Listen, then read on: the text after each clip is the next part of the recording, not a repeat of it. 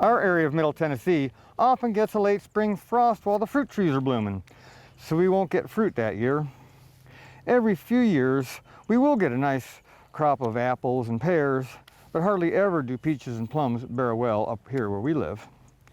Over the past few decades, we've put a lot more energy into our berries because they're much more reliable. These rabbit-eye blueberries were planted 2 years ago, and they're very well established.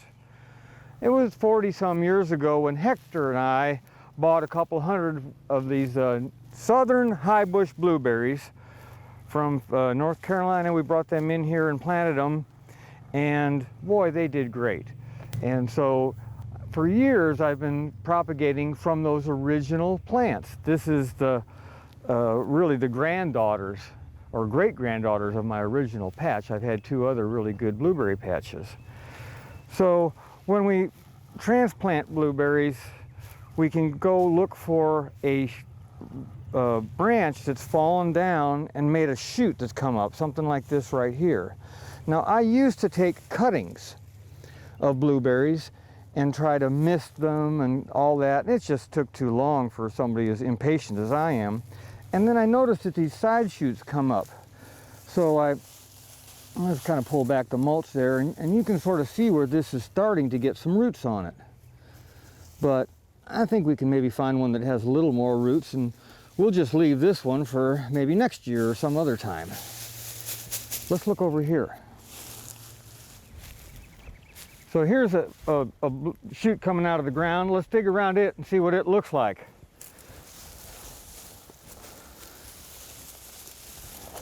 Oh yeah, look at this.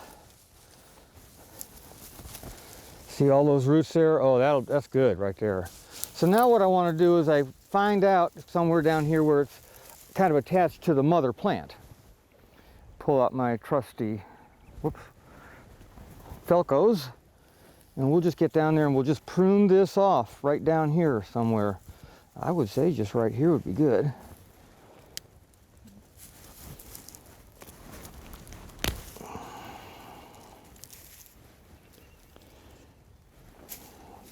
Wow, look at that.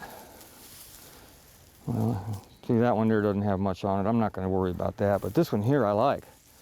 Look at that, all those roots on there. Good. So I don't want this to dry out, so I'm going to dip it in some water that I've soaked willow bark in. Black willow has, soaked in water, has rooting hormones in it. So we take the strips of the bark and soak them in water, and it helps plants to root when we're transplanting and trying to get cuttings and stuff to have roots. So I'll just put that in there. Okay, we'll take this over to where we're going to plant it. So I've got this ground in pretty good shape. I've already put some compost on it. It used to be a garden, so it's pretty free of all these creeping weeds that have got into my berry patches before and made me have to start a new berry patch. Those creeping grasses have ruined several of my berry patches in the past, so I like to plant the berries in a place where I've been cultivating. So I know there's no Johnson grass, Bermuda grass, and those creeping ground ivies and things like that in here because I've been growing vegetables in here and keeping it cultivated. So I think this will be a good place for a berry patch. So we've already set out a row of them here, and this land's already, it's had some compost put into it, and the soil's in pretty good shape. So blueberries are shallow rooted. They don't go very deep. So we want to keep these roots fairly close to the surface. So we'll take our little blueberry plant out of here. And it's a little bit sidling, but I think that'll be okay. Just lay it down like that, just kind of like it was in the old patch there. Put some nice soil on top of it. And I really like to firm things in when I'm planting them. Get the air pockets out and get a good root to soil connection going.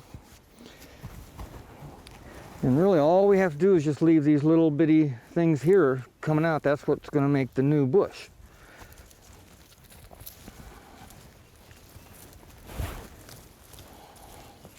And one of the important things we do when we plant is, of course, we have to water them.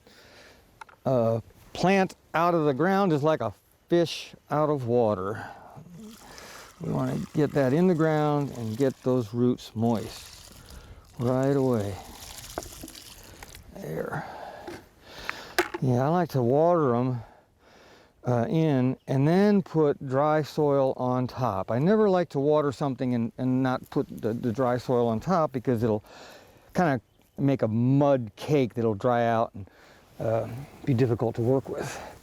There was a blueberry farm near where I grew up, and we could always tell when the blueberries were ripe because there'd be a big loud cannon go off every hour. Kaboom! And that was to scare the birds away.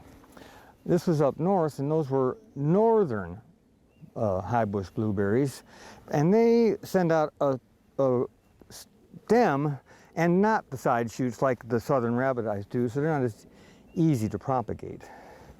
We love these rabbit eye blueberries because they go good in the south. They make nice big berries. Unlike most garden crops, blueberries like a very acid soil, something like 5.5. So we add elemental sulfur.